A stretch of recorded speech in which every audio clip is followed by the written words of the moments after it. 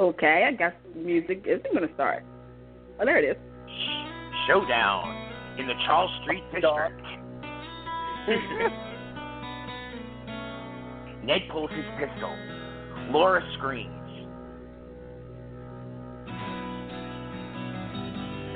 Welcome to Take Two Radio. We are pleased to bring you interviews with people in the entertainment and music industry, discussions and recaps of the 4 remaining daytime soaps. That's The Bold and the Beautiful, The Young and the Restless, General Hospital, and Days of Our Lives, as well as various other shows. For upcoming and previous shows, check take2radio.com. That's with the number 2. And you can find us on Blog Talk Radio, iHeartRadio, iTunes, and other streaming apps. Follow us on social media at Take Two Radio, and thanks for listening. And good evening, everybody, and welcome to the Young and the Take Two Radio Soaps in Review. I'm Candice Newman, and as always, we have David Fenmore Baldwin, Anthony Summer Abbott. Nice. Hi, Anthony. And, wait, for the diva of them all, Casey Brooks Foster Winters Chandler. Oh, girl. Cue dramatic music. Hope everybody's having a good week. How are you guys doing? Well, I'm doing fab. Yeah, doing fab, doing great. Well, tonight, in case you were wondering, why did y'all do that intro? Well, because tonight we are joined by a beautiful woman inside and out who we all consider a part of our family. I mean, for 36 years, she has played the iconic maid Esther Valentine on CBS's Young and the Restless. But she has a new project, and we're going to talk about it. Welcome to the show, Kate Linder. Yay. Woohoo! I don't think David has her quite yet. Okay. So, well, Candace, give us the highlights of Esther. What has been Esther's best moments over the 36 years? Oh my gosh! I mean, okay, it's something that Hello? really comes across on the show. Oh, I think we could. David.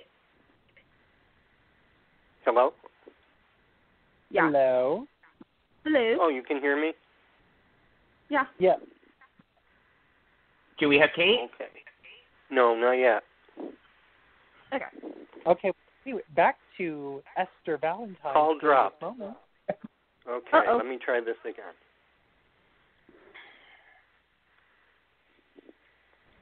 All right. I would Hang say, on. of course, we always have to mention the classic moment where she gave birth on the stairs at the Chancellor Mansion.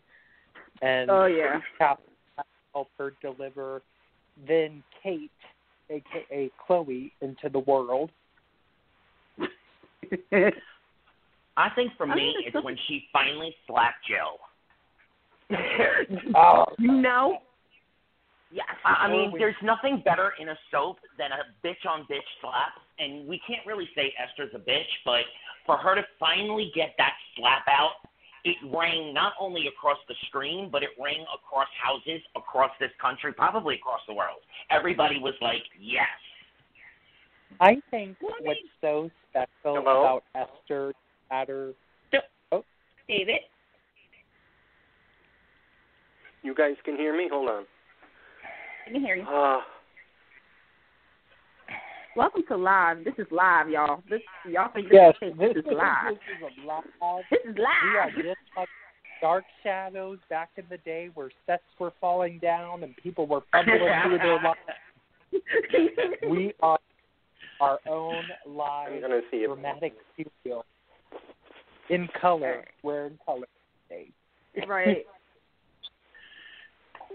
Well, I think one of the things, too, about Esther that comes across is her iconic friendship with Catherine. I mean, come on. Yes. Is there anything I better? was the first person to call her Mrs. C. Mm-hmm. You know, the thing that I love about The Young and the Restless, and you know me, there's a lot of things that I love and a lot of things that bother me. The thing that I love about The Young and the Restless is, you know, we see serpents come and go. hardly ever do we see a real, ingrained part of the family servant. Mercedes maybe in the Corinthos clan back in, the early 2000s.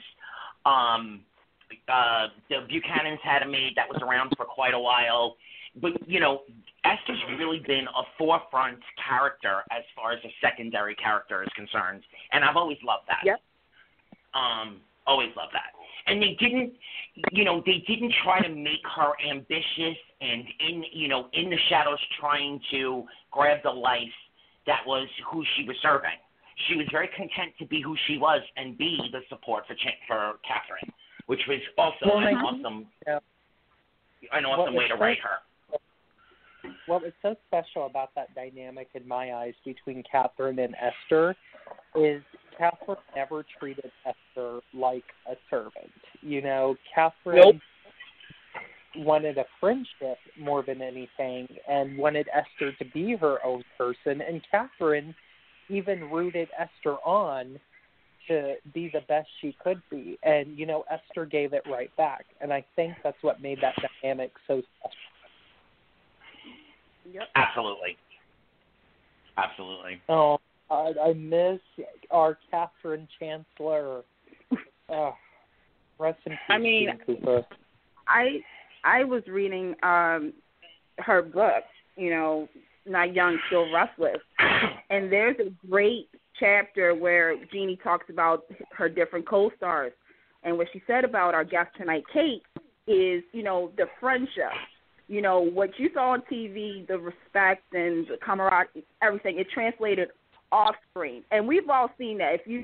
If you guys look up interviews from the past with those two, you can definitely see that. And it's a cute story in there about when Kate was, on Young and the Restless, she got the job, and Jeannie Cooper went to, Hi, to ride a guys, plane. I'm going to interrupt you there because Kate's on the phone. All right? Oh, Thank you. Have a good show. Hi. Thanks. Hi, Kate. Hi. How are you guys? Kate. We were just filling a little time talking about the beautiful friendship between Catherine and Esther, and how wonderful it's been that you had 36 long, beautiful years on The Young and the Restless. Yeah, well, I've been on over 36, but I had, over 30 with Jeannie, and I definitely miss her. Yeah, and it's nice. It's nice you pop back up this week. We love when your face highlights our screen. Yeah, I'm on. I was, though I couldn't see today. The show is preempted here, but yeah, and then I'm on next week too, so that's good. Ooh, yay! Ooh. Yay! Some little highlights right there. So, Kate, let's get started and talk about your latest project, which is the movie Dead Love. Yeah. Which we've all seen the trailer for it. Would you share with our listeners about the movie and about your role that's so juicy?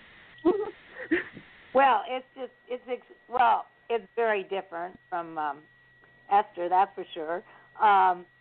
So I play Katerina, and she owns a funeral home, and don't want to say too much about it because it will give it away. But it's really interesting because when I read the script, it was just wild. I went, wow, I never saw that ending coming at all. So I think, and it was just a perfect time of year too, with the Halloween and everything, for it to be out. So, and I also, I haven't done anything in this genre before, and now I've done this, and then The Charnel House, which is an incredible film, and that's out as well, and you can find that on iTunes and everything. So it's really good. Ooh, okay. Have to check that out. Yeah. Got to check this out.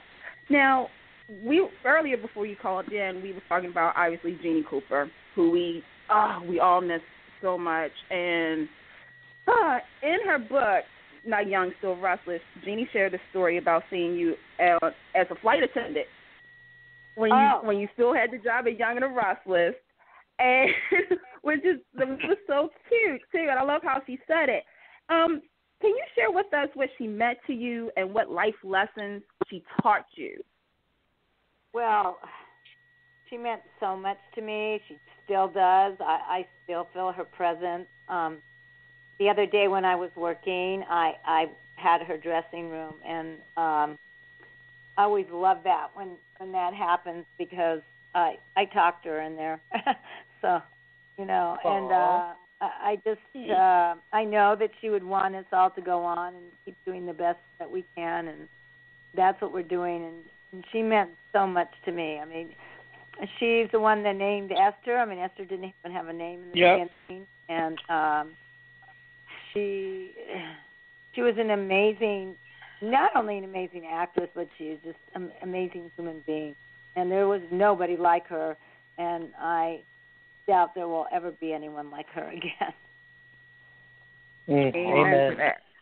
That's beautiful. Amen to that. Well, I'm going to turn it over to Casey, who has some questions for you. Okay. So, first, Kate, I just have to say that I hope you don't mind that I fan out on you real quick, because I have watched Young and Restless since I was 7 years old, and I've always loved the iconic maid Esther Valentine.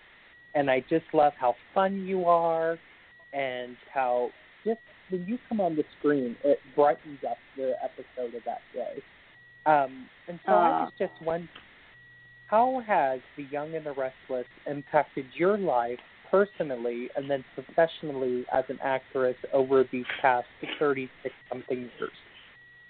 Well, I mean, Young and the Restless has totally impacted my life. It has given me the opportunity to give back, of which I am extremely grateful. I'm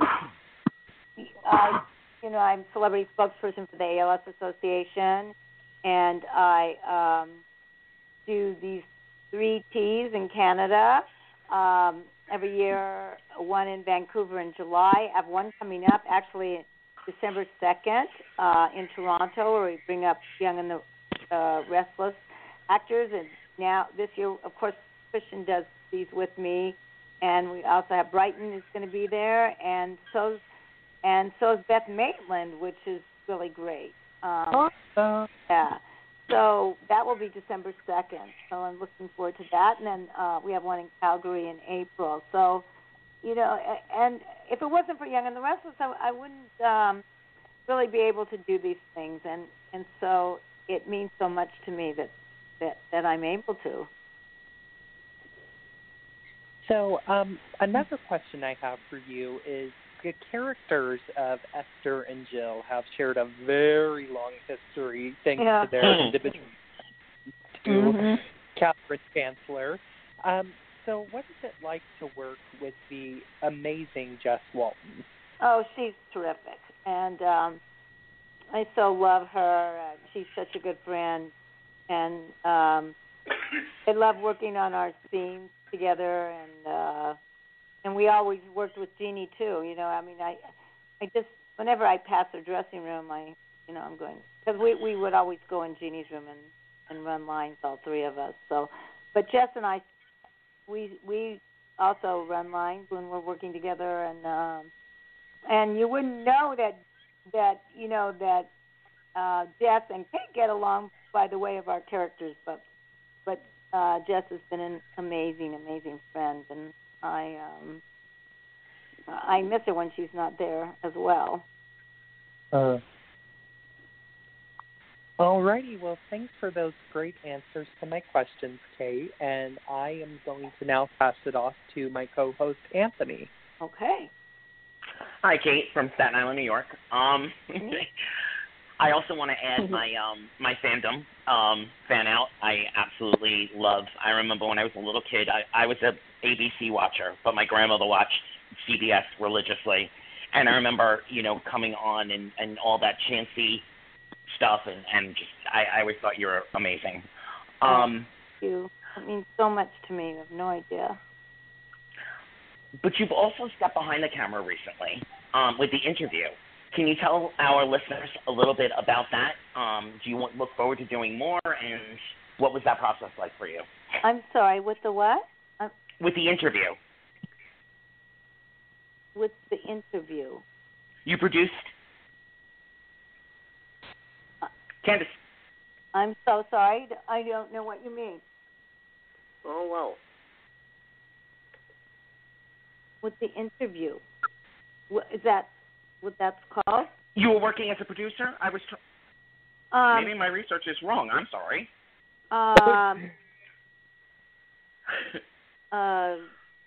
Well, okay. I mean, I have, maybe some things coming up as that, but I don't. But most of this, like, I've been able to do other like features and independent films, and I did a play recently called Desperately Seeking Love, and besides the Dead Love and the Charnel House, which are out, I have one that hopefully will be out soon called The Book of Leia, which Armand Asante plays my cousin, and Charlie Mathau was the director. So I'm, really, really looking forward to that coming out as well. Well, I got to say, I love Armand Asante, so I'm eagerly awaiting that. I loved working with him. He's great. My other question, I'm the soapiest of us. I think a lot of listeners are interested in the vets, the veterans. What would Esther now say, or Kate now, I should say now to Kate coming into The Young and the Restless back then? What would you say as as the highlights and the lowlights of the changing business of being on a show that long? What would you say to a young Kate? Well, I would say I would treat it just the same, because it's called show business for a reason, because it's a business. It's the business of show. And I work just as hard now or maybe even harder than I did in the beginning. I still go to my classes. I still go to my acting classes, my voice lesson and dance lessons. It's a craft. You have to keep it up, and you keep going, and you shouldn't take anything for granted. And I call it working the program. So for me, it's just, I do what I do to the best that I can. Because if some people are looking for the end results, and if that's all they're pushing for, then I think they just can push it away. But if you do what you do the best you can, and then things will come to you. Wow, that's pretty profound. Thank you. I'm going to pass it on to David. I really appreciate your openness. Absolutely. Miss Kate? David? Yes? What do you feel has been the most challenging work for you? Well, as far as in my career, you mean? As far as the acting? Yes. Yes. They're all challenging in a different way. Young and the Restless now, it's very fast. It's fast and furious.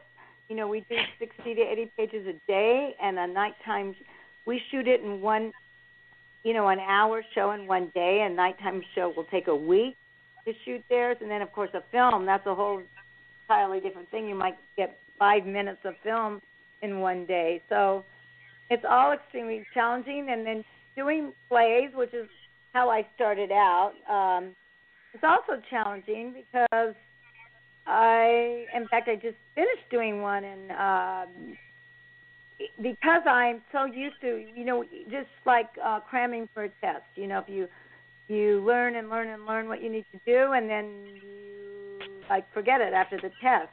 And it's just like that on the show. If I have a lot of dialogue and then they decide to do a scene over again, which normally doesn't happen, but they did, I would have to look at that scene over again, because it's like my short-term memory is, after all the years of doing that. And so doing a play is really challenging. I always had my script with me all the time,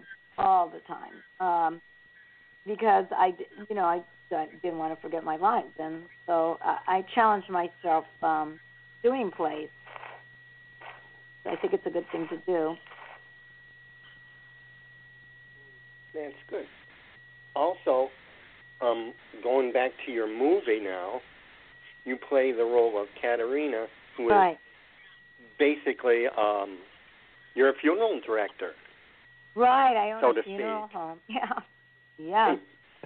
So, what research, if any, did you have to prepare to take on that role? Well, it was really interesting how this role came about, because the author of this play, he actually wrote The Charnel House, of which I am also in. And we were doing, he's such a good guy, and when we were doing a table read, that's how we met, of The Charnel House. And he said, I really like you, and I'm going to, it's Manny Eisler, he said, I'm going to write a role for you. And I said, oh, great, okay. And then the next thing I knew, after we'd done The Charnel House, he came up with this, with Dead Love. And I said, wow, this is really something. It was so different for me. And we actually filmed it in Colorado and filmed a lot of it in the Hamel House, which is a museum, and that's interesting because the guy that's about, Hamel, his great-grandson is Mark Hamill. So I thought, this whole thing is really interesting. And I loved doing this. This role was so different. I thought everyone in it did an amazing job. And because it was so different and you didn't know what was going to happen, I loved that. I love how you might think you know what the end is. You really don't. You really don't know. Oh, it looks good. So I'm going to bring you, thank you for answering my two questions, and I'm going to bring you back to Candice for her third. Okay. It's a third question. Okay, so I didn't get a chance to fangirl out for a minute, so I just want to take this time and say thank you so much, Kate, for being a part of my life. I always say this, everybody in the soap genre has raised me, so you guys did a good job. My family will tell you that. I love that. And you have no idea how much that means to me, because I just so love what I do. I'm so very grateful because I don't have to keep pressing the snooze alarm when I wake up. I know I get to go to work, and I'm very honored to do that and to be on the number one show. I mean, just icing on the cake, and to have been honored with a star on the Walk of Fame. That's something I still can't believe. I have to go there periodically and make sure it's still there. It's just, and that was actually my question too. Is that it's the 10th anniversary, correct? Yeah. Yes. Is it how did you feel when they said, Kate, we're going to give you a star on the Walk of Fame? How did you react to that? Oh my gosh! Well, the whole thing was just a trip because I literally because I was actually flying that day. Know some of you know that I fly for United Airlines and on some weekends, and that particular day was during the week, and I hadn't told anyone that I was leaving, so I thought I should check my messages, and so I was we had gone to Denver, and the passengers were off, and then new passengers were going to get on, and we were going to go back. And so I thought, well, I'll check my messages. And so there was a message from Sonny Grant, who was the honorary mayor of Hollywood. And he said, oh, well, Kate, I want to congratulate you. And I thought to myself, what is he talking about? And then I thought, well, it had been the Emmys, and Young-and-the-Restless had just won the Emmy. So I thought, oh, well, that's really nice of him to do that, to call and say that. But so I was kind of listening. It was very early in the morning, and I'm listening. And he says, so, Kate Linder, I want to congratulate you. Yes, because you, Kate Linder, are receiving a star on the Hollywood Walk of Fame. And even now when I say it, I just couldn't believe it. I can't believe it now. Like I said before, I have to go there and make sure it's still there because it's so shocking to me. And it's such an amazing achievement.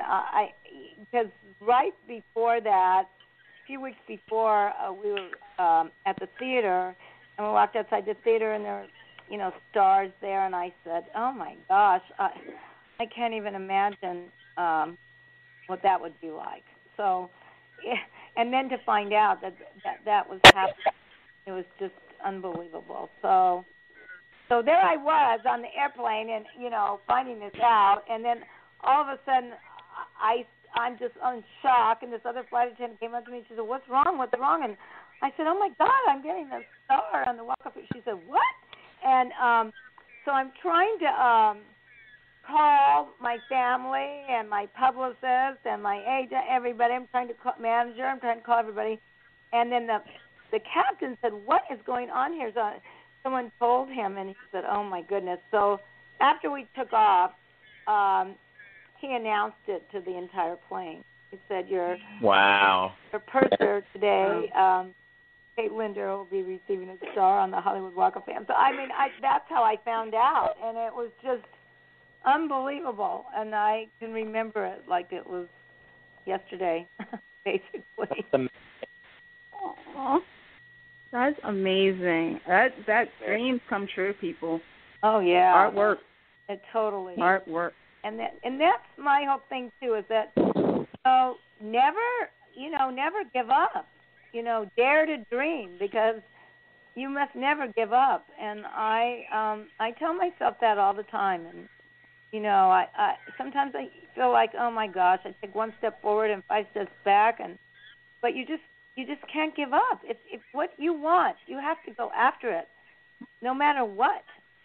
And yeah, words to live by. That is absolutely exactly. No matter what people say, no matter what people tell you, because there will people that will tell you, no, you can't do that. No, you can't do that. Preach. Mm-hmm. Amen. That's positive right there. And I know that Casey is feeling that question too, and he has a question for you too. Okay. Oh, we're all chomping. All chomping. So I think my co-host and I can agree. Over the past about 2 months, some veterans that we've missed have started to finally get front burner stories, like Beth Maitland's Tracy and Tracy Bregman's Lauren. Uh-huh. So my question to you is, are we going to get to see more Esther? And if so, what's ahead for the iconic daytime soap opera maid? So sweet. I say this, and people, I don't know if they really realize how important it is, but the show listens to the viewers, and it's really, really important. If you want to see certain people, you need to write letters, you need to tweet out to them, you need to go on the social media and let Young and the Restless know, because they pay attention to that. And amen. They really do. It's like people always used to ask me about my daughter, and like, where's your daughter? Where's your daughter? And this was years ago, and I said, look, if you want that to happen, you need to let the show know. You need to write. And that was way before even social media then. And so they did, and finally that's what happened. And I think that I'm convinced that if everyone lets them know that that's what they want to see, then that's what will happen. Awesome. Well, we will definitely get on that, because we miss our Esther and we miss you, Kate, on our screens each day. And I think, will definitely pull together and try to get you some more airtime, because we just need a brighter aspect in daytime, and you bring that in such a beautiful way, and we hope to see you more in the future.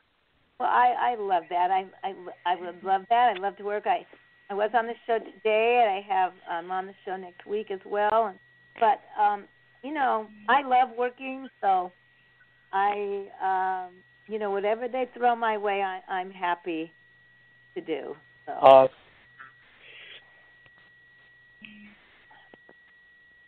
All righty. David, do you have another one? I have one for you. Okay. Okay. Kate, what do you feel is the last gift that Miss Jeannie gave to you and all the rest of the fans? Oh, well, I don't know if it's the last gift, because I think her gifts keep on giving.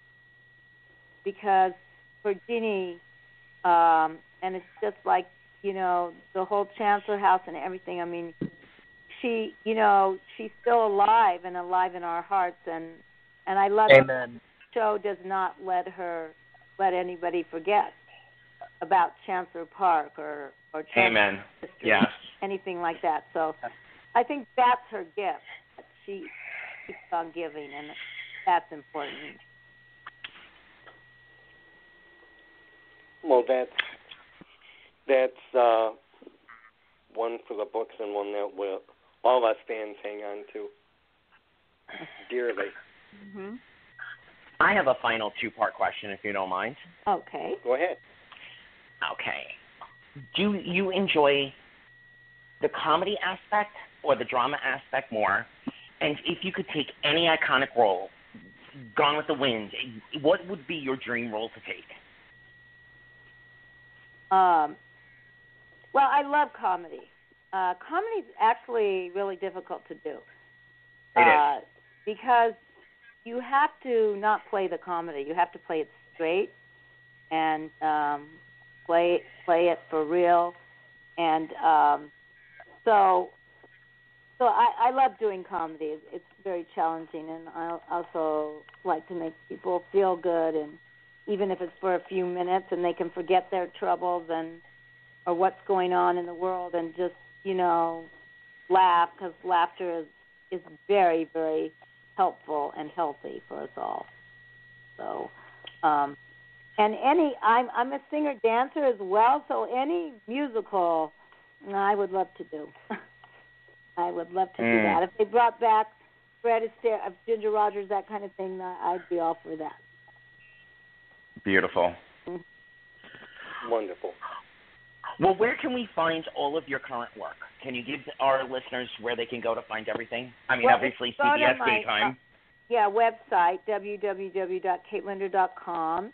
You'll be able to access my Facebook and Twitter and Instagram and website, all of that, and you'll be able to find out about, all the things, the keys and everything that I do and other projects and like these films. And I was in Miss Meadows with Katie Holmes, and I really enjoyed doing that. And I was in a race and Hysteria. There's all kinds of films out there, and these new ones, Dead Love and the Charnel House, and a brand new one too that's not out yet, The Book of Leia, and hopefully many more to come. Well, thank you for coming on our show tonight. We hope you come back the next time you have a project to, or just to chat with us. Well, I always enjoy talking to all of you. I think it's really neat what you do. It's very how you're all over the place and you're all together, and I think that's an important fact too, because we can be in different parts and do different things and still be together. So I think it's great what you do. Well, thank you very much for inviting us. Yeah. Thank you so much for hanging out with our dysfunctional podcast family. Yeah, I love it. It's not easy what you guys do, and I think you do a great job. Thank you. Well, thank you very much. That means a lot to us. Okay. Mm-hmm. And we wish you a very happy Thanksgiving to you and your family. Thank you, and you too. Thank you so much for joining us. Thank you very much. Thanks. Okay. Bye-bye. Bye. Bye. Bye. Bye. What a sweetheart. I love how she, without any prodding, gave one of our themes. If you're going to post, write a letter as well. If you're going to post positively. I love that she said that without any prodding or prompting. Yep. Well, I did too. I also have to say, and this just really lets you know the type of great woman Kate is the whole interview, she just propped everybody else up around her without us even asking. I mean, literally, she supported every co-star that she currently works with, and I think that's a testament to the amazing person she is. I mean, and think about it. She found out that she got a star while she was still working as an airline hostess. I mean, that just shows you how grounded. A lot of people in the soap world go out to California and become rather diva-ish. This shows, how grounded. That right there shows how grounded and wonderful she is.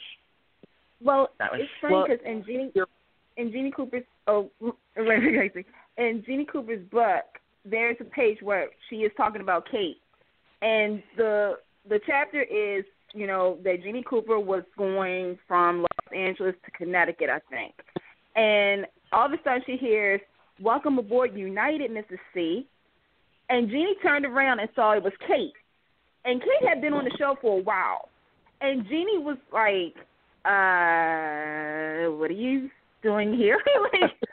And that's when, she had told her that she was still going to keep her job at United. And I want to point out, too, that not only is it, her 36th anniversary on Young and the Restless, 10 years with the Star, it's her 40th anniversary with United. God bless. That is amazing. I love it.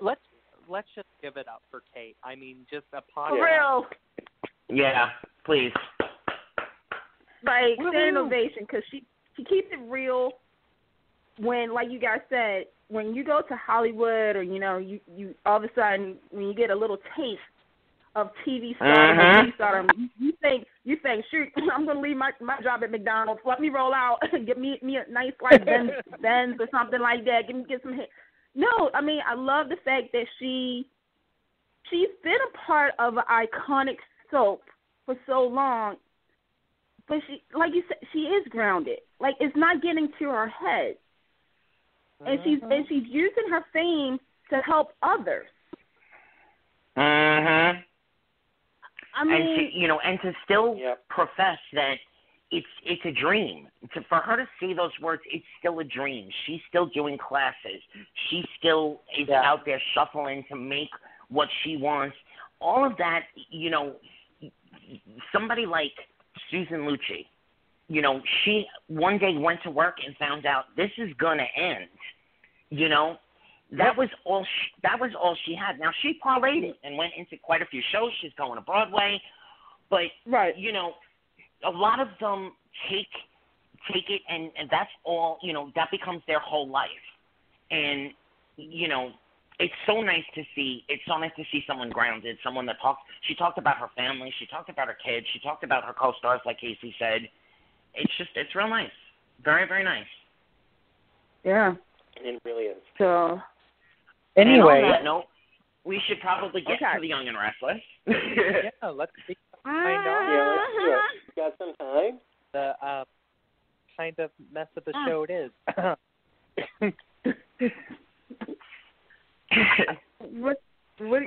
Okay, let's see. The Scooby-Doo Murder Mysteries, a.k.a. the JT storyline. It's okay. I'm gonna jump right in and say, this is the one time.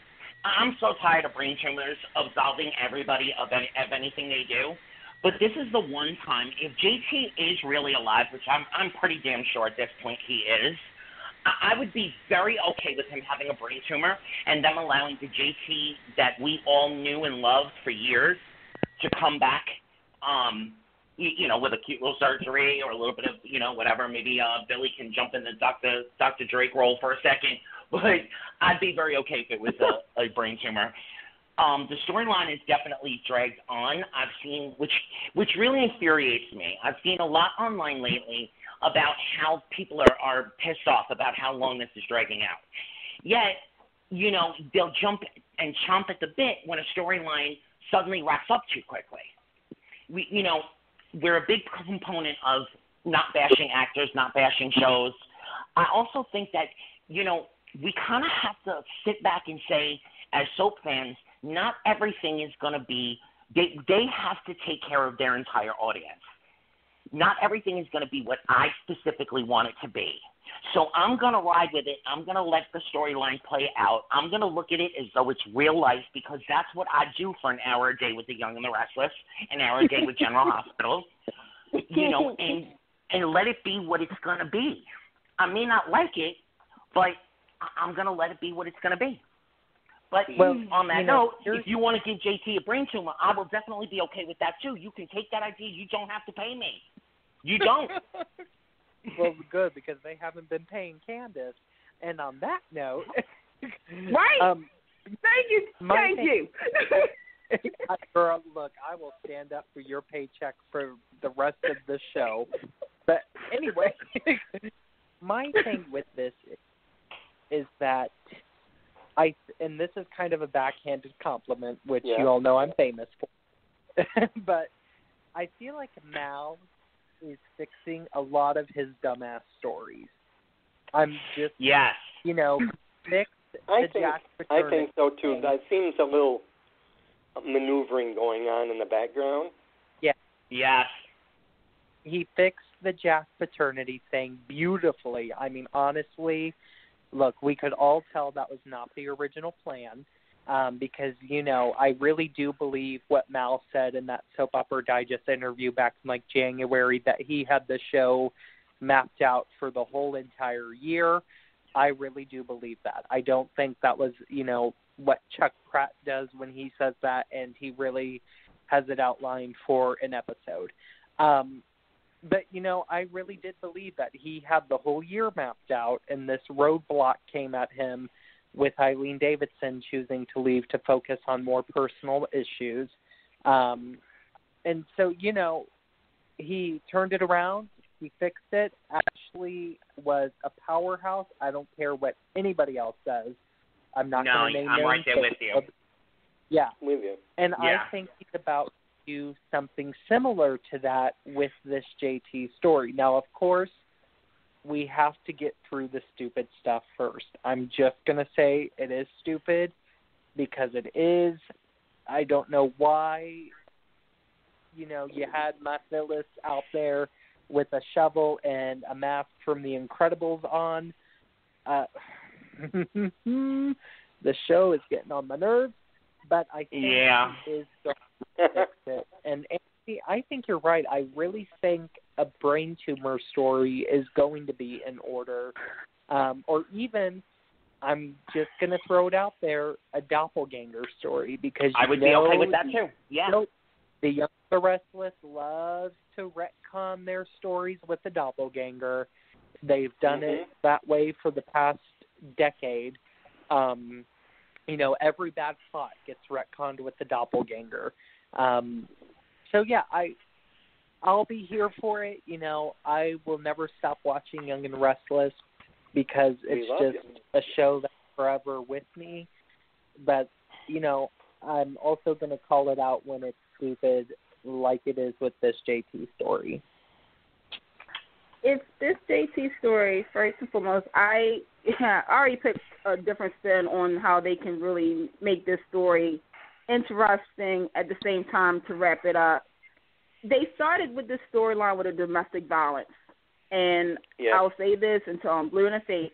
When you tell a story that is a real story, it touches people.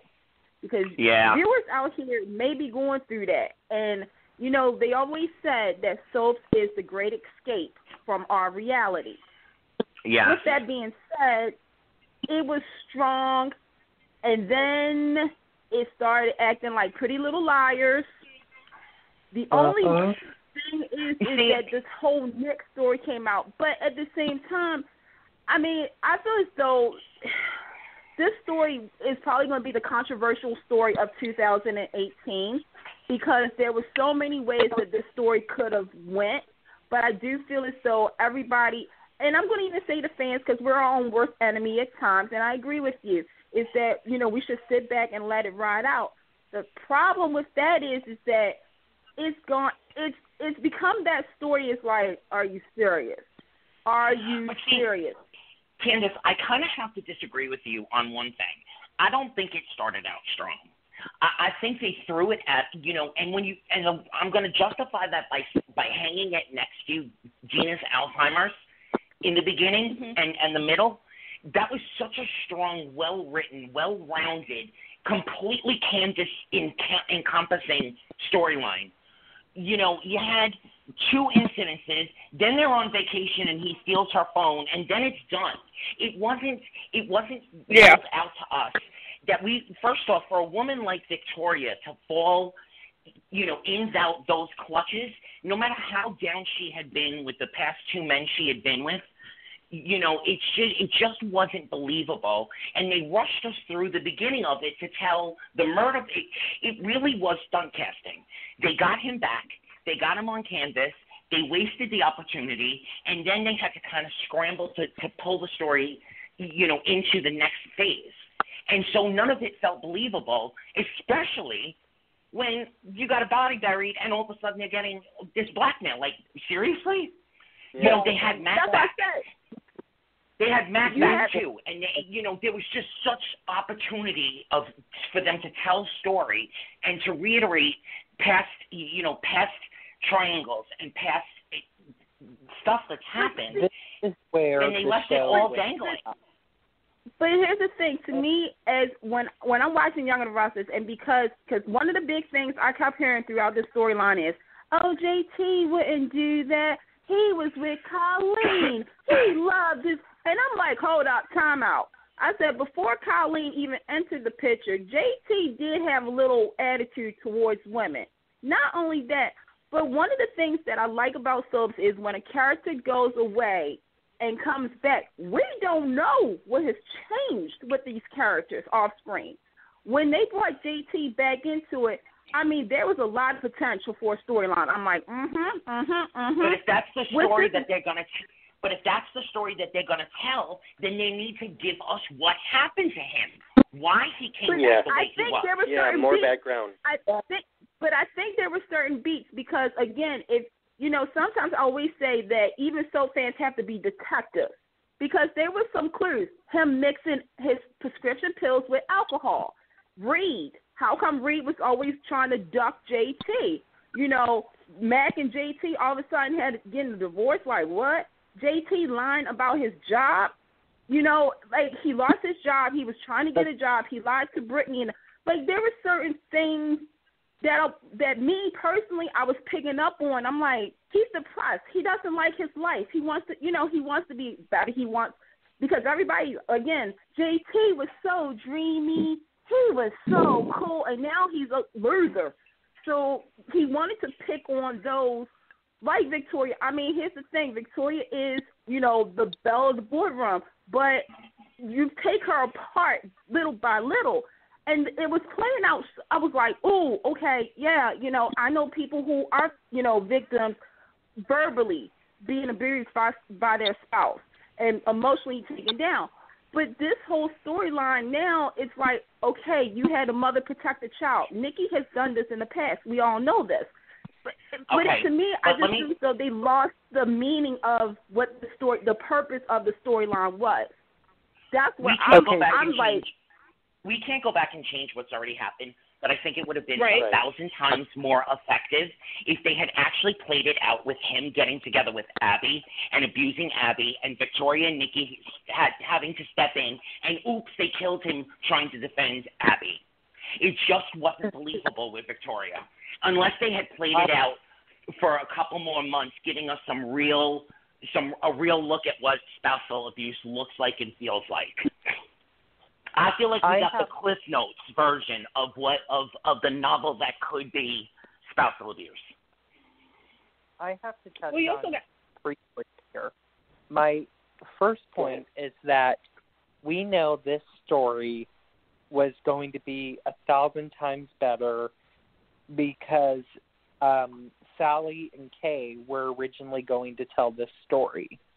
And they would have done it, then it would have been in their amazing, very, very good storytelling hands. And that is not a diss on Mal Young. I think Mal is a great writer. I think, the social issues that he has brought back to this show have been great. They've just been rushed. I think he is missing the aspect that Sally and Kay have, where they can slow down and really play out the beats of the story. Yeah, exactly. Yeah. And the second thing about this is what you're all mentioning, mainly what Candice mentioned with JT's history of how when he came to town, he kind of had a lot of, this attitude that was not favorable of a good relationship with a female companion.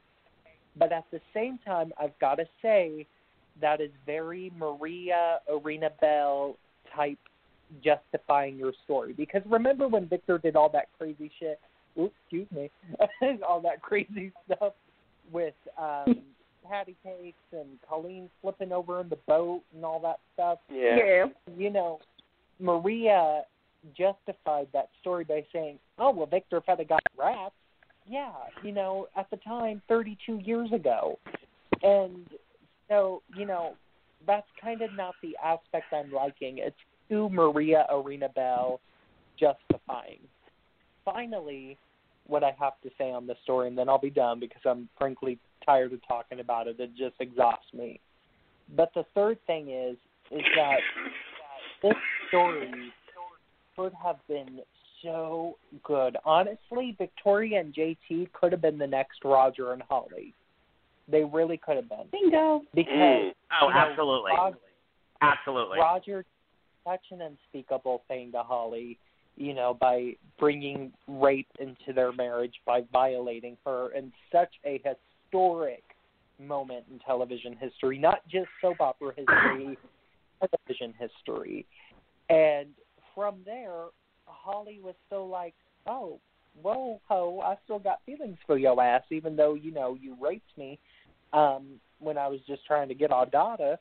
So, yeah, I think this could have been such a great Roger, Holly, Young and Restless version. And now where we are in the story, I honestly just don't care anymore. They've lost me. They've lost my direction.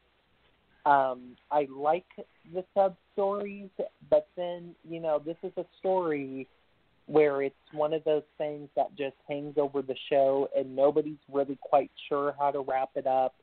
It's just like the Sammy EJ story on Days of Our Lives. Nobody was sure how to wrap it up for the past 4 years until Ron came in.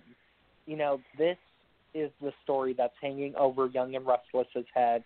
And frankly, it's stopping the show from being about 95% good again. Yeah, because even in the, even in the cleanup, Smell the Pine Sol, you have Phyllis, 5 minutes, she's digging up a grave, and 5 minutes later, she's hopping in bed with Nick again. It's just it's the fluidity of it as well. They're horrified. They're being blackmailed. Who wants to pay? Who doesn't want to pay? And then in the next beat, they're in another scene as though it's not going on in their life at all whatsoever. And nobody why? Nobody's addressing. I'm sorry. Go ahead, Casey. All of these stories could have been told without JT having to bring them together. You could have still had Sharon. You could have still had Phyllis and Nick, which is completely unneeded, but that's whatever. You could have had Victoria with her depression. But the dead story, none of this needed to happen to get there because these are all great stories, but they're being dragged down by the JT story. And if you look at Twitter, the people who complain about the Young and the Restless, they're only complaining about the root of this story. Yes, there's complaint tweets about the Rosales family and Ray, but guess what? It's all connected back to this JT story. It's bringing the whole entire show down. I mean, I'm not even going to say anything else, though, because I feel as though this story, right now, the main thing is who is the blackmailer. And like I said, I'm using Mal Young's words, shock value.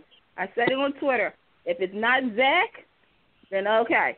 If it's Mac, okay. I don't care about it. Don't you put that out there, Ken. No, but I'm just saying because now I'd they be okay need if to it's tie Mac it too, up. honestly. Yeah, they right. need to tie it up either, and. Yeah, this is this is the same thing like the hooker with the Heart of Gold, Sharon and her whole hooker adventure. It didn't work. Get it done and get it over with as quick as possible and never look back. Right. And let the rest. Yeah, and because there's so much other story to be told. They're not focusing on Kane and Devin. They're not focusing on. Again, I'm going to say Young and the Restless, please pay attention. Get Abby and Devin, it's time to bring that to the forefront. We could have had some swirl with Ashley, but Eileen had to leave. So let's get some swirl with her daughter. Put a little sprinkles on top, some chocolate fudge, let them eat it off each other. Chocolate fudge and some sprinkles. That's what he just said. Chocolate. Okay. All right. Max on the show again. Enough of this, JT. Get Nate Hudson somebody because honestly, I'm tired of him becoming. It's going to be Carrie. It's going to be the new Kemp. Well, the new one. Yeah, her. These past 2 weeks, Nate has become Mamie 2.0. I mean, right? No. Don't you dare say that. No. Nate has become. Nate has become. Wait a minute, Casey. Nate has become the person that stares at the wall, looking at the paint dry. Patient 6. Patient 6. I mean, he brings nothing. I mean, no offense, but he does not bring anything to the table. For you know what I'm saying? Like. I mean, I feel as though they should pump him up. It's so sad because I've loved Darnell since day one. For November sweeps, we should be seeing a lot more steamy. We should be seeing a lot more drama. We should just be seeing a lot more and less of this. This is not a good November sweep. Sorry. Well, let's talk about a show that actually is doing all that, and I'm going to put it up next one. This is going to be the next one because they're celebrating their anniversary today. You know this show called Days of Our Lives? Y'all heard of this show? Days of Our Lives. Like I was like, yeah, that show. Okay. So I have to say, happy anniversary. Thank God that they are around. Thank God that they are stepping up. They have got apps. They've got an app. They've got a podcast. They are really fighting. They are fighting. And they are fighting hard. They're fighting. But the good thing about their fighting is that it's not only in social media. It's not only in the aftermarket. They're fighting on screen. The show has been so hot. It went through a little bit of leading up to sweeps. Turmoil. Well, not even leading up to sweeps, but the end of summer, it got a little stale again. After the phenomenal winter, last Christmas, my God, last Christmas with JJ, and they had a little slump, but they are fighting and fighting hard. Monday's show was phenomenal. It was so classic soap in a twisty 2018 kind of way. They had the beat between Sammy and Belle. They had the beat between Susan and God. Does John Aniston not get the credit he deserves to stay so deadpan and to play out as well as he did in those scenes? And Stacey, my God, Stacey, if anybody on Twitter again says you are not Kristen/Susan, I'm going to find their address and I'm going to personally ring the doorbell and slap their face. Because she has taken it, she has run with it, and she's doing a phenomenal job. But the show is on. She just rolled there right out.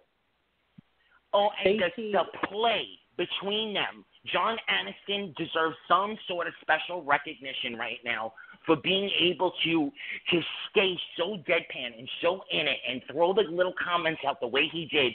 Man, the man is going on 80 years old. God bless. You go, man. 90. And I believe. thing. I want to touch back on Kristen Susan point. Davidson was so iconic in that role. It was hers. I mean, 5 people: Kristen, Susan, Sister Mary Moira, Penelope. The other one's name.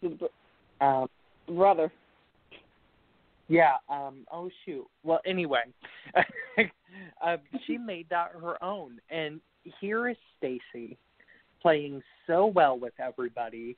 I love her on-screen chemistry with John Aniston and Suzanne Rogers and Freddie Smith, and I love her on screen with everybody. I mean, she is amazing on this show. Her and John Aniston both just need a round of applause and a standing ovation. And you know what? I'm declaring the winner early already. Stacey Hyduck needs to win Outstanding Guest Performer in a Drama Series. Oh, my God, yes. Thank you, yes. Because I know people have, Max Gale. I don't care about that old ass anymore. But, you know, she needs to win it, and she deserves it because she is honestly the Gina Tognoni of that show, where she took over from somebody so iconic. Yeah. And now, honestly, when Stacey, you know, if she does come back for more appearances as the years go by, then I want her back in that role because now all I see is Stacey. And that is because she has really gone balls to the walls and just blown up this role. Yeah, and I want to give a shout-out to Lindsay Godfrey. Because I'm going to say this right now. We all knew her from Bold and Beautiful. She's now on Days of Our Lives. She's only been on there for now. It's been a week. It's been an official week. This girl came on, and I felt like she's been playing the role for 2 years. Yes. You know how some newbies come on, and they're kind of like a little, Lindsay came on first day. Hi, Mom. Nailed it. I want to crush his heart. I'm going to break his face. I'm like, girl, preach it, girl. It's something. I don't know how to really explain, but it does to you guys, does it feel like she's been on this show longer than just a week? Yes. Oh, my God, it's yes. It's like seeing Sarah all the years. Right. Honestly, like she's been on there for 4 years because, and like people have said on Twitter, this is the most seamless recast and reintegrating of a character in years. I mean, honestly, probably the most seamless since Eileen Davidson's first return as Kristen in 2012, or B, Greg Vaughn's recasting as Eric, because Sarah just fits in and Lindsay Godfrey fits in, and honestly, Bold and Beautiful, you lost out big time. Yeah. And now I'm going to do the disclaimer for Days. If you guys are listening, we're running up at the end of Bonnie, and hopefully we're running up at as much as I love Hattie and Bonnie, it's time for the doppelgangers. It's time to let them go. It's time to tell story with our primary characters and let the doppelgangers go. You know, if Brady or Nicole or Sammy, if another doppelganger shows up, it's really gonna be hard to take. We've kind of exhausted all we can do, Days, in the fandom world. And if you look at the social media, everyone's saying it. You've exhausted all you can do with the doppelgangers. Play these stories out because they've been great story. Play them out, let them finish, but then bury them. Bury them for a good long time. If they show up on an island somewhere, maybe 5 years from now, maybe we'll accept them, but bury them for now. Well, and I think I don't mind came back. I really don't mind Bonnie came back because that story, like her story, needed to be wrapped up. But honestly, I don't care that Hattie came back because, and Deidre Hall does amazing. This is not a knock on her in any way because how can you knock the legendary Queen Deidre Hall? But this is just the character. I would not, as a writer, have gone back to Hattie for Long Story so soon after the character's story just wrapped up, because honestly, there was no cliffhanger ending that needed to be wrapped up with Hattie. There was no reason out there to bring her back so soon. But, you know, I'm glad that Deidre Hall got more airtime, though. I think that's the bright spot of bringing Hattie back. And Judy Evans got more time, too. Oh, yes. And Judy Evans, please give Judy Evans a contract. Oh, my God. I can't stress that enough, how much she needs to be on. Because Judy Evans, oh, God, Paulina. Iconic. Beth, everything. I mean, Judy Evans is a powerhouse, no matter the age, no matter what goes on in her life personally. Judy Evans comes to work and she brings it. And I gotta say, she is looking better than ever. She is acting better than ever. Give Judy a contract. Well, I am going to step in for our co-host who's not here this evening. Carolyn is a little under the weather. We are coming up on the end of our Kate Manzi scenes. And I know that she loves her some Kate. I happen to think that she really did take the role and bring it after a while. When she first came back, I was a little like, I don't know if this is going to work, but it did. And for Carolyn, I'm going to do a special shout-out and say we are all going to sadly wish Kate the best in whatever she does. And I have to say I am eagerly awaiting.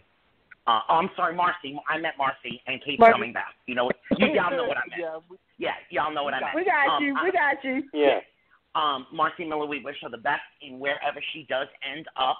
I would love, actually, if Dave's found a way to implant, you know, a new doppelganger or whatever to implant the actual Gabby personality into her and have them both on the campus, but I know that ain't going to happen. But I am eagerly awaiting to see when Kate comes back what's going to go down in the Abby Gabby world. I think it's going to be a real powerhouse moment when we wake up that morning and see her as Abigail/Gabby. We will. I mean, I'm going to definitely miss Marcy because she definitely brought her A game to Abby. I'm going to be happy to see Kate. It's just with this storyline, I mean, Days is on fire, but this storyline kind of dropped for me. It's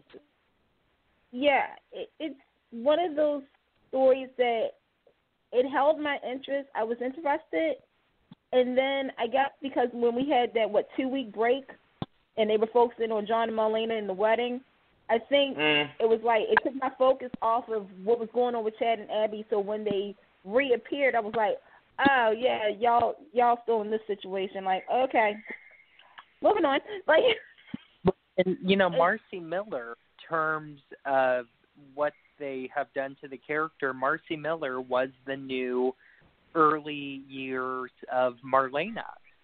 Everything happened. Yeah, like everything happened to Marlena.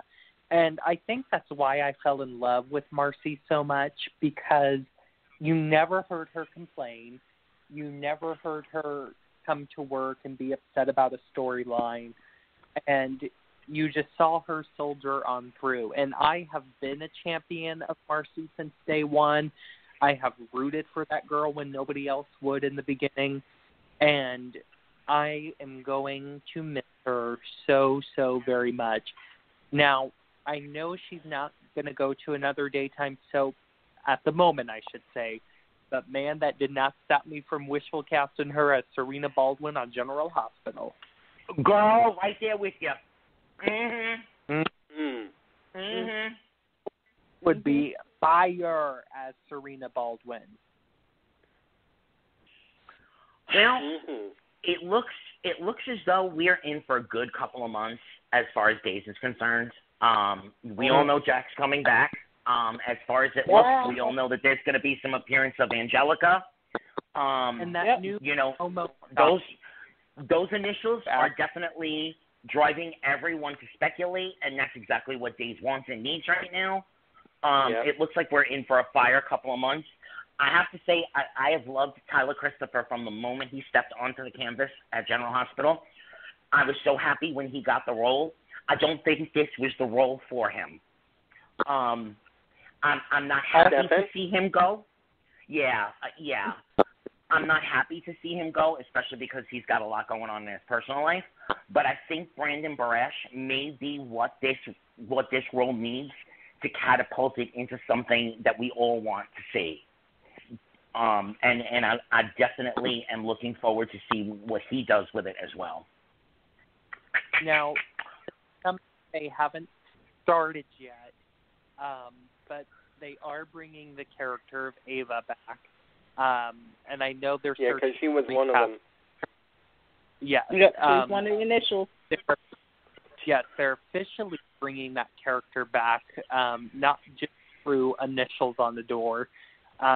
They have plotted a story for that character, and they are searching for a recast.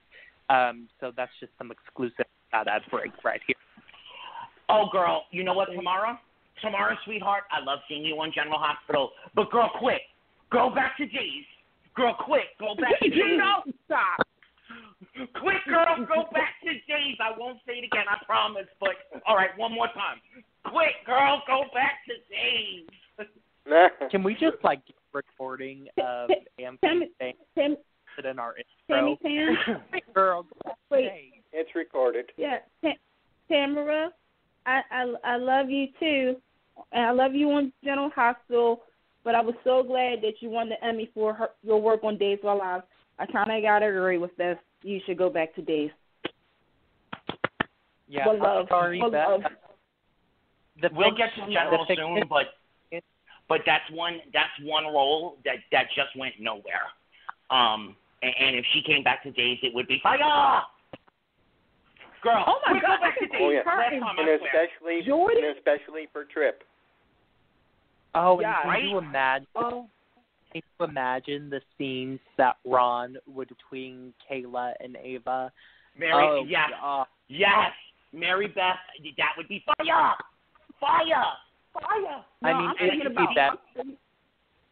No, I'm thinking about an Ava and Trip scene. All right, and I'm going to ask this as I say. I'm so very, very sad to see Eve go. Is this a final, is she gone or is she recurring and she'll be back? I think she'll be back. About a month ago that this is only a short-term break. It was a break that Cassie actually requested quite some time ago. So, that was just what I learned when I broke it exclusively about 2 months ago, that she is only temporary, and I think she'll be back in the beginning of 2019. I want to say March. I think, late February, early March. Yeah, late February, early March, yeah. Okay, Ron and company also, make the offer to tomorrow. I'm not going to say I'm not going to say my quit line again, but also think about making an offer to Mr. DePaiva. General Hospital dropped the ball with having him on. What he could bring to Days would be phenomenal as well. Ooh, you know who he could play? Let me make sure. Hold on, let me make sure he's old enough first. Ooh, because I've got somebody in mind. Victor's brother? Oh, no, but hell no. I'm sorry. But hell no. I have to say, in that whole hallway of initials, I was very upset not to at least have a possibility of Deimos Kyriakis on one of them doors. Okay, so here's that would have been nice to see. I also think that they let go. They let go Powerhouse there as well. They could have rectified that mistake by having him be in one of those little hallway rooms. Go ahead, Casey. What'd you find out? I want James DePaiva to play Dr. Mike Horton. Oh, yes! Yes, especially with Jack coming back. Yes. Oh, my God. I want him as Dr. Mm-mm. All right, I think we need to move along. Yeah. Mike Horton gives the girls so good that they get on magic carpet. Y'all, see, this is what I have to deal with. Thanks, Pam.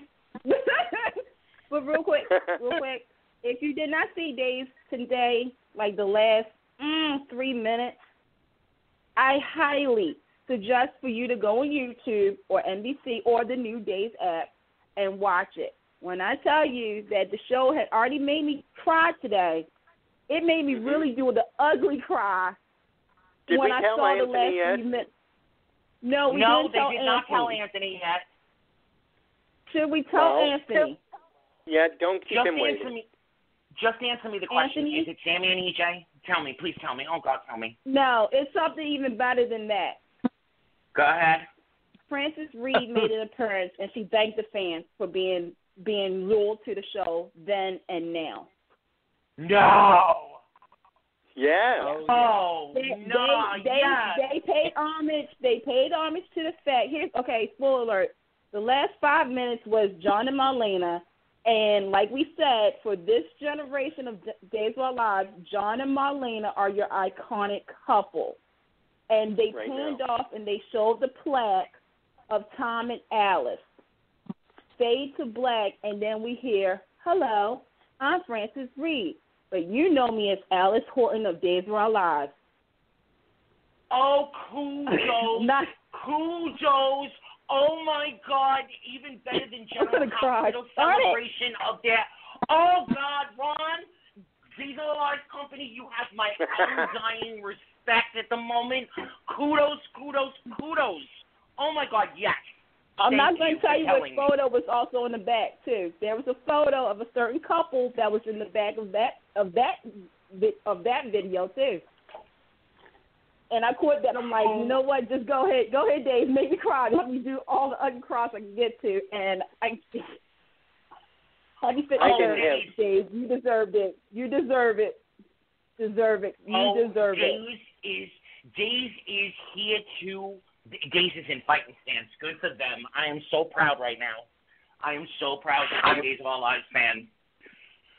Yeah. Wow. So, all right, tears. Okay, so, General Hospital. Tears. Tears. Bobbing for apples. Okay. Anybody want to go bobbing for apples? You might find a head. You might find a floating head if you bob for apples. I might as well just get it out of the way. Mm-mm. I have to confess, I have only been reading weekly recaps of General Hospital because I cannot stand this show anymore. Literally, it's become Bold and Beautiful of 2008. That's how bad it is. It is literally the show about nothing. You start out with an intriguing story, and then it just becomes about nothing. I hate the rock story, and honestly, I feel just as bad for Jeannie Francis because this is the huge, and I laugh at that because you know damn good and well they didn't have a story planned out for her. But they did. Wait, let me step in there and say they did. Jonathan Jackson had verbally said he would come back for a 3-month arc, and then at the last minute didn't sign, and so they had to scramble to rewrite story for Jeannie. So I do have to say they initially had a storyline for Laura to come back with that would have been fire. And it's, I love me some Jonathan Jackson, but man, that really sucked that you decided not to come back for the 3 months. Well, he has he's touring. He's touring now, so it probably ruined Lucky. And here's the thing with General Hospital. They have so much potential to be the greatest soap opera on the air right now next to Days. And 4 things. No, wait, hold on. Let me think. Okay, I'm not going to put a number on it, but a couple of things need to happen. 1, Nathan Varney does not need to be fired, but they need to strip him of his power of this show and let him take a breather and focus on other projects. because I don't think he gets General Hospital. No. He's like the CBS Daytime of GH with Wyandotte, because CBS Daytime does not know what they want the-young-and-the-restless to be. Nathan Barney doesn't know what he wants General Hospital to be. Another thing is what fans have been preaching for about 2 years now. Frank Valentini needs to go. That is no shade against him. I'm just saying that in the nicest way. I honestly think Frank is burned out. I think, Frank jumped from one show to another, and he's just gotten burned out, and it happens. Maybe even bring in a temporary executive producer or a co-executive producer. The man is just burned out, and it shows. Another Give thing him is some help. Get rid of Shelley Altman and Barbara Bloom. One, I don't know why you would hire one of the biggest soap killers in the genre's history to come and write for your show. Two, I don't know why Shelley was ever hired in the first place. She really is a writer who has no creative direction. She just writes a page about famous soap heroes that she kills. If you don't believe me, go on Google, read her essay about when she got to kill Ryan on Another World. And finally, make Chrisman and Elizabeth Corte the head writers. Chris has a okay sense of history, and Elizabeth has been with that show through thick and thin. And if they do those things, I guarantee General Hospital will win back about 300,000 viewers. Yeah. Okay, be good, Candace, be good. Here's the thing with General Hospital. General Hospital has gotten me back as a viewer. There, I said it. The reason for it is that I always say I have a love-hate relationship with that show.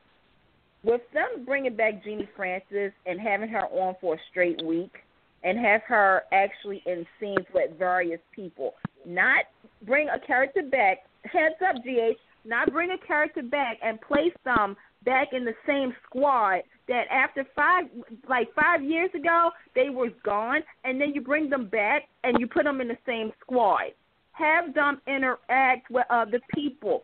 Laura comes back. She's involved in the whole Ryan Kevin storyline, Spencer's storyline, running for mayor storyline. She's talking to Elizabeth about her kids. Like, she is the heart and soul of that show, and you're starting to realize GH is somehow, some way, I think they're actually they're freaking out now. Because Days has done what GH, and you're right, GH could be so much more. They have the Super Bowl of soap stars on that show, folks, okay? And the fact that they're not using it and they're having different stories, like how many of us knew that Sasha wasn't Nina's kid? Come on now. Like, how many of us knew that Ryan, Kevin, it was one of those painful band-aids, like you have to rip off and whatnot. Ryan and Ava, okay, not going to lie. Yeah. Not going to lie. Not going to lie. If they do it right, if they had the backing, I'm already on that train. I already know it's not going to go far, but Mar West and John, their chemistry is fire. Like, complete fire. This is like on that train. Yes.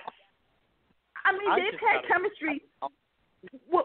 I can see Mara West from having some really good sex scenes. I'm just saying. Hello? All you got to do is, seriously, if y'all don't believe what I'm preaching, all you got to do is YouTube After All Turns, Craig and Carly, and watch John and Mark. That's what I'm saying. Like, you have the superstars to give storyline.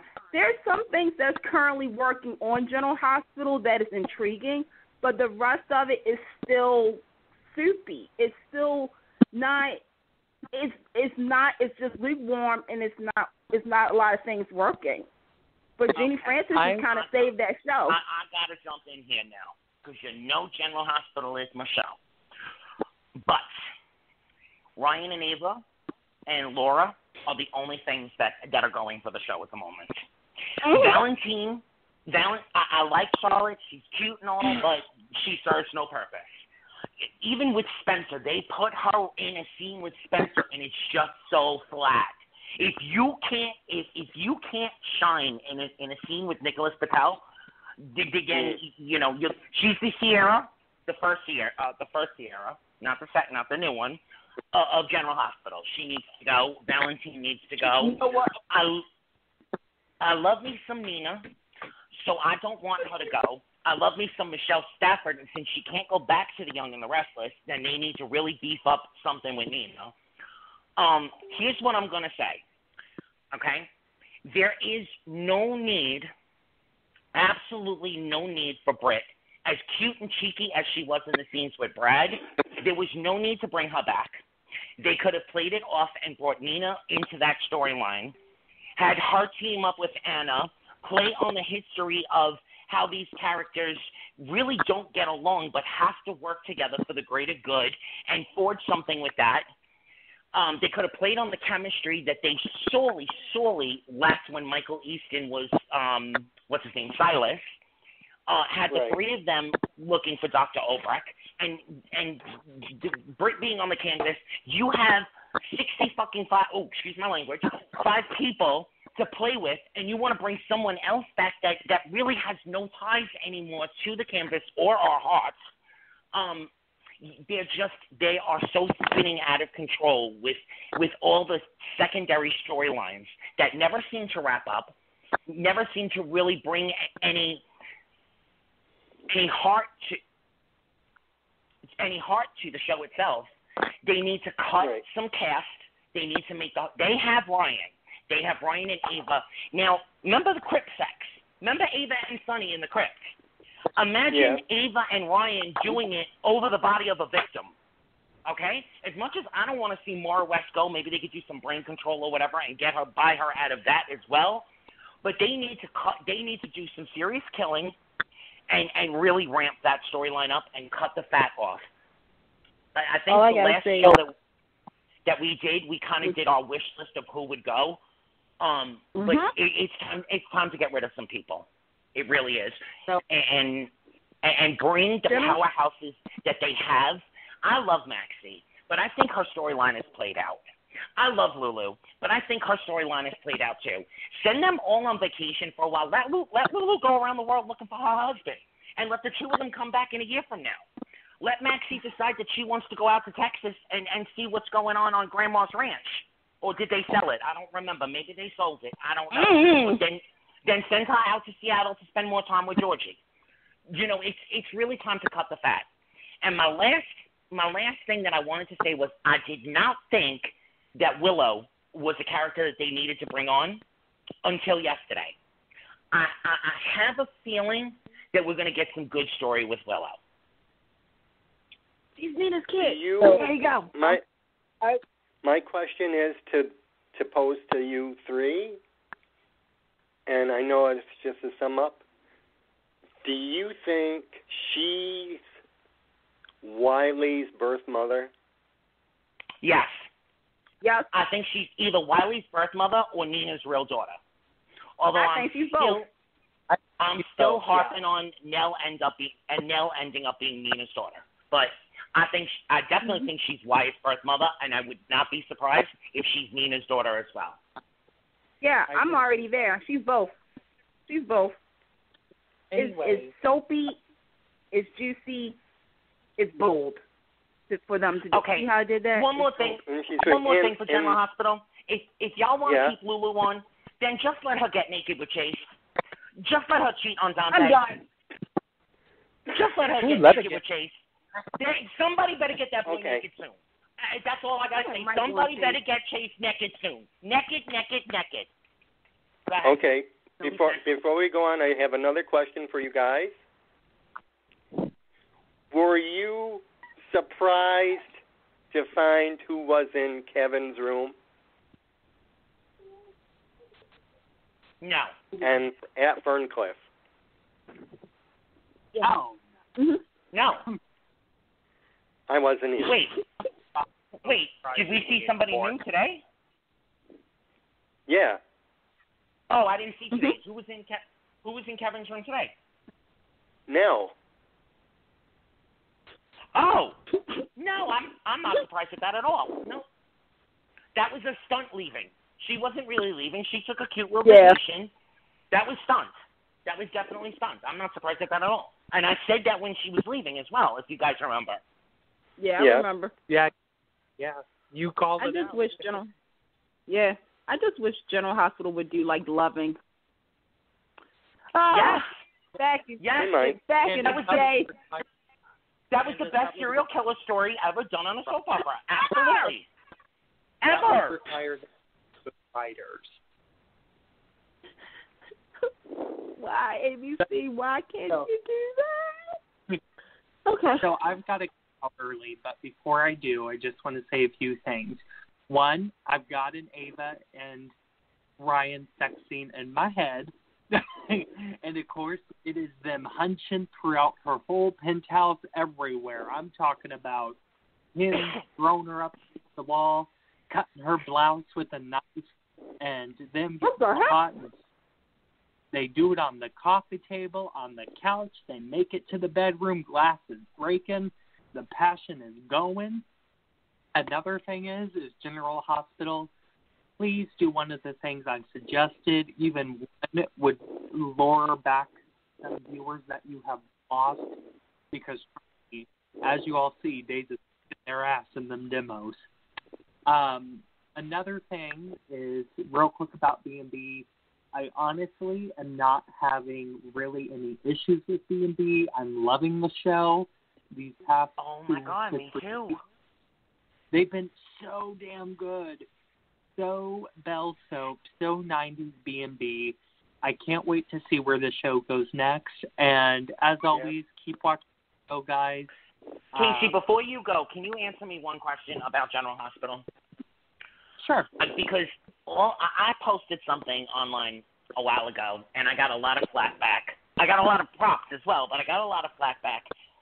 What woman who has been to bed with Jason Morgan is going to say, oh, no, we got to wait. I'm not ready yet. In the scenes that they threw them in. I mean, seriously. Is it believable to you? No. Oh, God. And then they was drunk on top of it? Oh, my God. There should have been clothes flying all over that room, and they should have been rolling all over that floor. Look, I am just saying, if Steve Burton offered, that's okay. Hold on, I gotta hold it back. I almost became too. Hold it back, girl. Bring it back. If Steve Burton offered something to me on a silver platter, if his Glock and his pants was sitting in front of me, I would not deny it. Okay, I'm not sending that USPS package back. Take note, General Hospital. Take note. Take note. Have a good night, Casey. You guys too. Bye. Oh my gosh. All right, I want to piggyback on what we got to go said B&B. about Bold and Beautiful. Yeah, I want to piggyback on what he just said about the Bold and Beautiful. 3 months ago, I was so done with the show. I was so done that like him with General Hospital, I was only reading the recaps. I couldn't sit through it anymore. And I don't think it's as good as it was in the mid-'90s and the early 2000s, but I do think that they have definitely paid attention and have given a rethink to the direction that they were headed in. And I am looking forward to seeing where they're going to go. The heel going through the portrait of Stephanie was the shock heard around the world. I think that was a great move, honestly. As much as I love paying homage, like Chancellor Park, like Delia, certain characters on General Hospital, they'll mention Steve. As much as paying homage, having that portrait sitting there and being the central focal point. And if you listen to Dishing with Digest, they do a podcast. They had Eric, what's his name? John McCormick. John McCook. Yeah. Thank you. They had him on recently, and he spoke in depth about the portrait and about those scenes and about the direction that he feels. It's only his thoughts but the direction he feels they're going with it. I agree 110%. It's time to put the Stephanie legacy to bed. It's time for, whether he ends up with Quinn or not, which, obviously Donna's coming in to really put a, on that, it's time to put that legacy to bed. Mention her once or twice a year, bring her up at appropriate moments, but the portrait, I was so happy to see them go there. I was happy as well. To have Quinn put her foot through it? Mm-hmm. Yeah. That was a moment. I will say, as a fan, first and foremost, I'm so glad that we're getting to see Evil Quinn coming back. Because Stephanie Quinn was like such a snore. And I knew that would be the thing to awaken her darkness, is that you're going above your wife. Like, you have to think about the fact that Quinn is married to Eric. That means that she sign off on a lot of things. And she's been really, like, in the corner saying, yes, dear, yes, honey. But when you keep overruling her, it's going to get to her. That's one of her traits, is that she doesn't like being put down. So, yeah, when that happened, I was like, bravo, bold. Bravo. Like, let's see how we go from here. And, we all miss, look, we all on this phone and all the soap fans, when it comes down to our 4 soaps, there's iconic characters that mean so much to us because of the show. Earlier we talked about Catherine Chancellor on Young and the Restless. On Days of Our Lives is Tom and Alice Horton. On General Hospital is the Heart. Because they also mean a time when the show was good. With Stephanie, the show was the bomb. Okay, after she died, it was kind of a lost path on Bold and the Beautiful. I mean, there were some good stories, but it still felt like something was lost. But when Quinn literally put her foot, I mean, it was one of those, like, I wish there was, like, some real dramatic cue music, like Cliffhanger Friday type thing. Because it was like, no, now it's time for the new era of Bold and the Beautiful to start. I'm putting my foot through it, and we're about to go and do this together. I'm enjoying it. There's still some things with Bold and Beautiful that they do need to work out.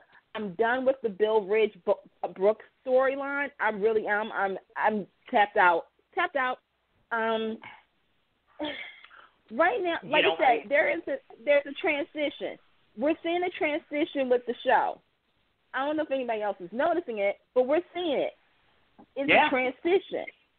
And I'm enjoying it. I'm like, we got a new guy who's cute. Like, okay, fresh meat. Okay, Leo. Hey, we got Zoe's dad coming. That's fresh meat too for the older crew. Yeah. So we'll see what happens. I would love for Deacon and Little D to come, Little Eric to show up. I have to say though, I do feel bad for Pam because that was her life. Yeah. Well, yeah, but you know what? And she feels her life was. She doesn't really respect Quinn. Maybe because she's not going to respect anyone in that. Okay, but if they played the beat where Pam wanted to step up and be the new matriarch, then maybe it would be palatable. I could swallow it. But Pam. Either Pam is going to marry Charlie and go off into the sunset, or she's going to be a waste of a character. And she's been, God forgive me, but she's been a waste of a character for the last 5 years. It's time for them to put that whole era to bed. They've been gone for 3 years now. Ridge is now is recast, whether we like it or not. Some people love the new Ridge, some people hate the new Ridge. But it is what it is. Right. We have to roll with it. Stephanie is gone. If Susan Flannery ever wanted to come back, she can't come back as Stephanie. I mean, I'd love to put her in a red wig and have her play actually Sally, let her come off her beach, because she could do a mean Sally. That would be good. But she can't come back as Stephanie. No. That the Bold and the Beautiful doesn't do resurrections. They don't do, somebody's been in a room for 3 years with evil Stefano Zamora. So we gotta put that whole era to bed. And thank God they're finally doing it. Kudos to them. You know, the new Thorn, I want it. I'm a big fan of Ingo. I'm a huge fan of Ingo. I wanted to get with it, but it just doesn't fit. It's not right. They either bring in a new woman for him and a real story, or cut him loose too. As far as, like she just said, as far as Bill and Brooke and Ridge, oh, Lord Jesus, shove both of them off the balcony and go get yourself a new man too. I'm like, I'm over it. And it's sad because I know that Dom and Callie, Catherine, and Thorsten can act. Hello, I've seen them. I know this. But to me, it's that you could have it's like the same old story. Like, okay, Bill was in love with Steffi at the beginning of the year. He flirted with Katie, and then he's like kind of in love with Brooke. Like, are you serious? Like, and don't forget Taylor shot him. Where is Taylor, by the way? Yeah, exactly. Thank you. She's hanging out with Sheila. She's having a little at the coffee house. At the coffee house. Yeah. Okay. Yeah. Oh, that's a good place for her. But you know, honestly, seriously though, think about it for a second. You know, it's been it's been Ridge and Brooke since the very beginning of the show. There's no more story that they can tell at this point that is going to reinvest us to the point where we felt about them the way we felt about them in the 90s. So kill it. Let it go. You know, as far as Bill is concerned, he jumped from his wife to Brooke in rapid. That man hasn't loved any of these women. That man is just in love with the idea of getting it on with someone hot. He likes guys. And he likes doing the stallion noise. He's not in love with any of those women. He's in love with the idea of the version of Bill that he is with each of those women. The next one could be Taylor, and he'll find something about Taylor that is like no other woman he's ever. No one turns me on the way you do. No one understands me the way you do. Oh God, get some new dialogue. Oh my God. The sad part is, but here's the thing. The sad part is, I wouldn't mind a Bill and Taylor hookup. I actually was thinking they were going to do it. For a minute, I was like, me too. I was like, this would have been. I was like, let's do. I mean, look, there's only a few things you can do on that show as far as couples. That's why I said with Leo. Yeah, I know. Okay, if he's going to be for Steffi, don't put him with Hope or Sally, because that's the other available girls. To me, the thing is that Brooke. Okay, let me just put it out right now. Brooke and Ridge is not Reva and Josh. Okay, no, they're not. They're not Sonny and Corey. No. We were right there. We're right there. I mean, there are some things that you can throw at these couples, but the fact is that, yeah, you based this show around Brooke and Ridge for over 30 years. Yes, CAROLYN and all of them has come in and gone, but there's nothing. There's nothing. Brooke, you're too old for this. Ridge, you're not Victor Newman, and you're not going to be the baddest guy in town. I'm sorry, you're not. So sit somewhere in your fashion cuticle and just look at pretty shoes and stop. Thorn, go by. Thorn, go by. Bye, Thorn. I can't. Bye, Thorn. Like, they need to do something with this show. I'm barely holding on. I'll be honest with you. I'm barely holding on. You know, honestly, what they really need, and golf, you know, what they really need is to get a powerhouse actress. They dropped the ball. Patricia Darbo is coming back. I don't know in what capacity. That'd be great. But they dropped the ball with having her play Aunt. They should have had her strapped on with a big 90s red wig and had her come back as Sally. They need to really, if they want to pay attention to the history, let Sally get up off that beach and say, oh, no, enough. I'm coming back. That's, you know, it's a small cast and it's a small amount of time, so they can't have, they can't have the dramatic earthquake. They can't do what other shows do. They can't do a serial killer storyline, you know. So they need some new, either Sally to come back or some new fashion house to come in and really turn the screws to Forrester Creations and get away from this love. Have people hooking up, have people, but bring in some new threat to that small slice of LA that we see every day, because it's stale. And as much as we're on the edge of our seats right at the moment because it's getting good, there's not a lot of forethought in where it can go. Casey said he's eagerly waiting to see what they do next.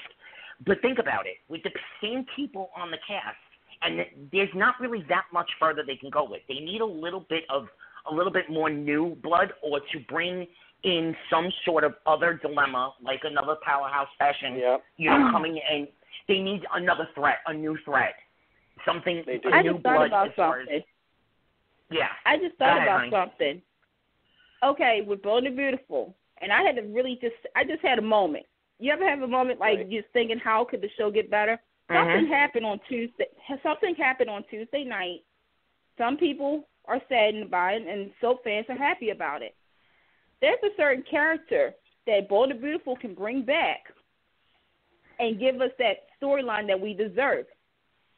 If they bring back Sheila, it's on. Game on. If they write it correctly, because we all know Kimberly, we all know, the reason why Bold and Beautiful kind of dropped it. She had a campaign to run. Sadly, she did not win. Kudos for your. But now, if Casey and them gets to her and say, hey, look, we understand things didn't work out. If we create this story arc, and notice I said arc, I didn't say full story, just an arc, to bring you back on, to do the story justice, would you come back? If she says yes, Bold, you better not disappoint. And if you really want to go there, tie Leo to Sheila. Yes. He could be writer. Yes. Let's wrap, guys. Well, last words? I'd like to once again thank Kate for coming on. She was a wonderful, sweet, very inspiring interview. I'd like to thank you guys for another great show. As always, keep watching. We have 4 soaps left. As always, if you've got an opinion, put it out there correctly. Send an email, make a phone call, or even put pen to paper and send a snail mail. Yeah. Candice? I want to send love to Pam and Casey, especially, and also to the victims of today's tragic shooting in California. Our thoughts and prayers goes out to the family and friends of all the victims, especially because it's also tomorrow is the 1-year anniversary of the Las Vegas shooting. Absolutely. How much more can we take? I want to thank Kate. You made my dreams come true. I literally was reading Jeannie Cooper's book, and she said something today that reminded me of my grandmother, and I started crying. So thank you, Kate, and to everybody, be respectful in the soap world. To these soap actors, they're just that, actors. These characters are not real. Stop threatening them, harassing them, and sending new photos to them. Okay. Hey, thanks, guys. Love to Carolyn and Pam, and may the good Lord upstairs heal them both in their troubled times. We won't be here for Thanksgiving week, so we will see/hear you guys in December. Have a great Thanksgiving, everyone. Eat all the sweet potatoes. Save me some stuffing. Thank you for joining us. All right. Good night. Bye. Good night, everybody.